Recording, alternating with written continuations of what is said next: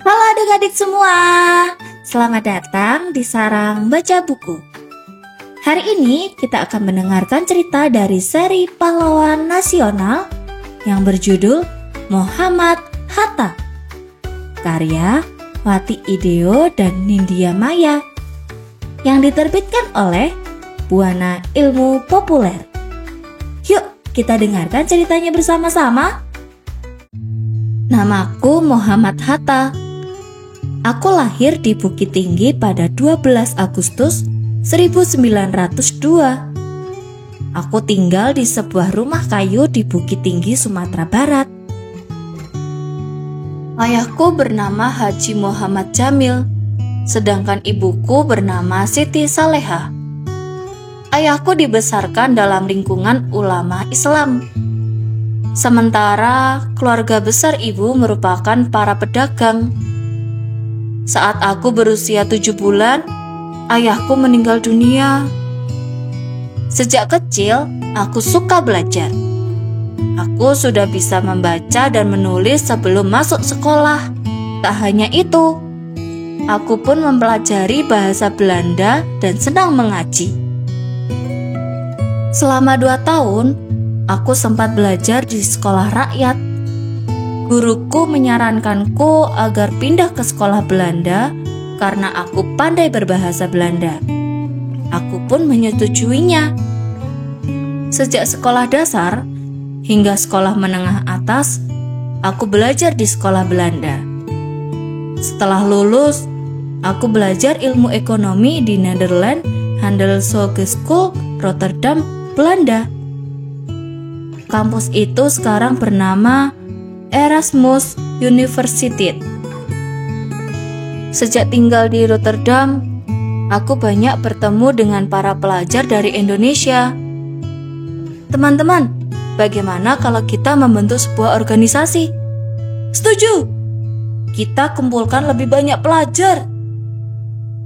Kami banyak berdiskusi hingga akhirnya membuat organisasi bernama Perhimpunan Indonesia.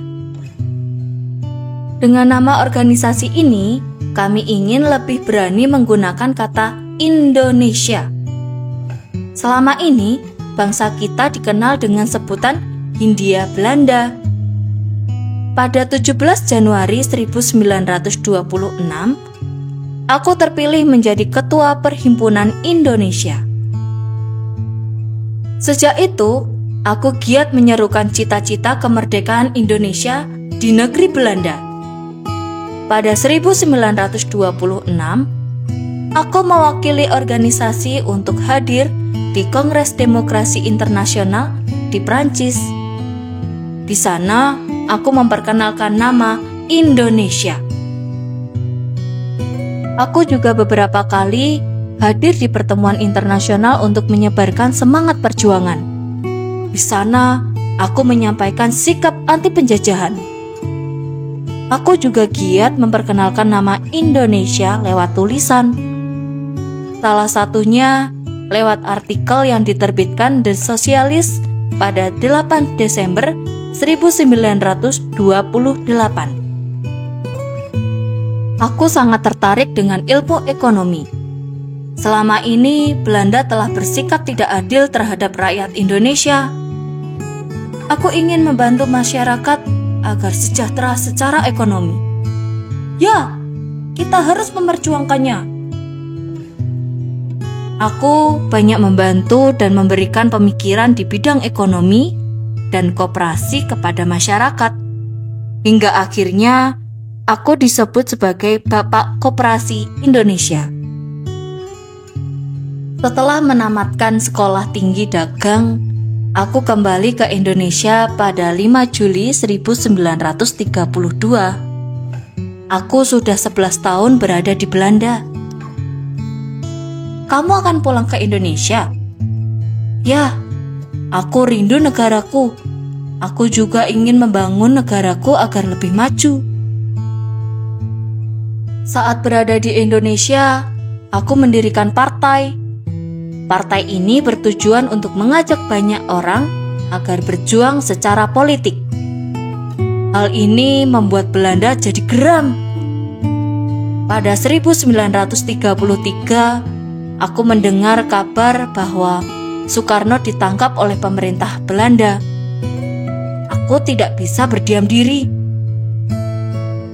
Aku memberikan dukungan melalui tulisanku. Tulisanku dimuat di majalah Daulat Rakyat. Aku berpesan kepada banyak orang untuk terus melanjutkan perjuangan Soekarno.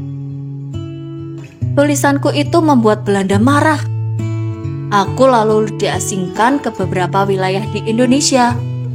Selama beberapa tahun, aku diasingkan di Irian dan Banda Neira, Maluku. Aku tidak akan menyerah dan berhenti berjuang. Saat bebas dari pengasingan, aku kembali aktif di organisasi. Aku banyak berpidato dan membangkitkan semangat kemerdekaan. Aku lebih suka melihat Indonesia tenggelam ke dasar lautan daripada dikuasai penjajah. Pada masa perjuangan itu, aku banyak menjabat sebagai pemimpin di beberapa organisasi. Hingga suatu ketika, aku hendak dibuang oleh tentara Jepang ke Tokyo.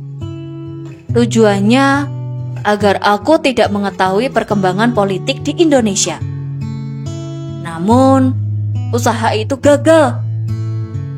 Aku juga terlibat aktif dalam persiapan kemerdekaan Indonesia. Aku masuk dalam Panitia 9 yang merumuskan Undang-Undang Dasar 1945. Aku akhirnya didorong untuk memproklamasikan kemerdekaan Republik Indonesia bersama Soekarno pada 17 Agustus 1945. Aku dan Soekarno pun dikenang sebagai proklamator Indonesia. Nah, sekian cerita dari Muhammad Hatta. Terima kasih adik-adik sudah mendengarkan cerita ini. Nantikan cerita lainnya dari Sarang Baca Buku. Jangan lupa like, komen, share, dan subscribe channel kami. Sampai jumpa. Bye-bye.